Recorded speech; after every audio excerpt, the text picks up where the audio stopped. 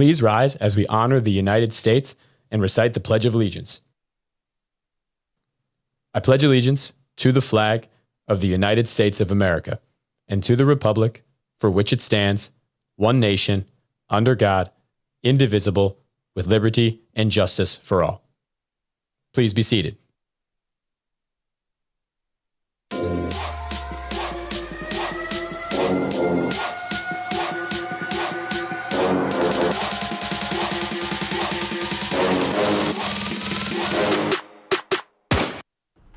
Welcome to Ramzone, your fast break into everything happening across professional sports. I'm Jacob Lifshey. And I'm Jake Rubin. We've got top plays, game analysis, predictions, and a hot take to close things out. Let's get started. Let's kick things off with the top 3 biggest plays from the week.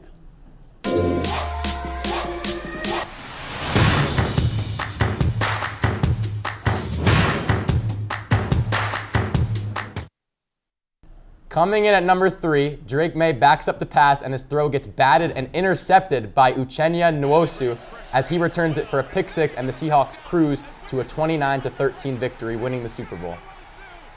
Look at him go, the big man as well, into the end zone for a huge touchdown. That one pretty much sealed the game. Coming in at number 2, we have Liverpool's Dominic Szoboszlai, who scores this beauty of a free kick to give Liverpool their only goal as they suffer a 2-1 defeat to Man City. I mean, look at that. Shot, banger, beautiful curve. Off the post and in. Off the post. What a goal, dude. Look at the technique there, too. Over the wall. Goalie didn't even move. Yeah. And coming in at number 1, we have UNC's Seth Trimble, who hits a game-winning three-pointer to give 14th-ranked UNC the 81-78 victory over their rivals Duke in a fantastic game. And look at this game on the line in the corner. Wow. Nothing but net. Swish. Look at that. Beautiful shot.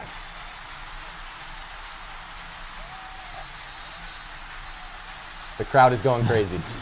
Those were the top plays of the week, but now let's recap Super Bowl 60.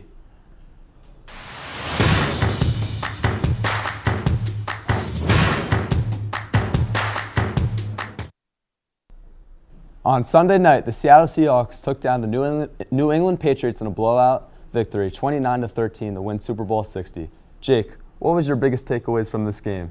You know, Jacob, I have never seen in my 17 years of watching NFL football a quarterback throw for 61 yards through 3 quarters of the biggest game of his life.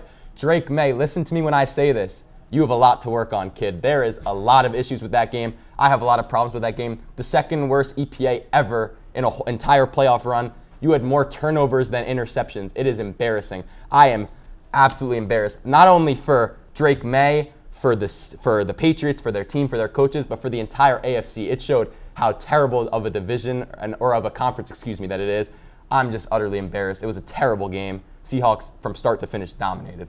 To think, Drake May, you were supposed to be an MVP player, all right? You came second, all right? Whatever happened to that, pal, all right? You sucked, all right? You wasted my Sunday.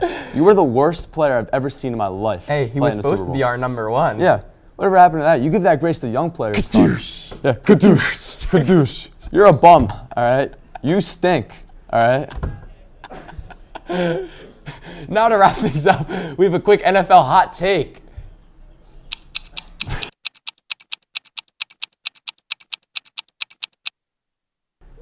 All right, not only is our hot take that Drake May is the worst quarterback on earth, but it is also that Jake Myers should have won Super Bowl MVP. Now, Kenneth Walker played very well, but Jake Myers had over half the Seahawks points. He should be the Super Bowl MVP in my opinion, Jacob. I totally agree. I was spam voting him Sunday night. All right, that's all. All right, and that's going to do it for this edition of Ramzone. Thanks for tuning in. We'll be back next week with more highlights, debates, and hot takes.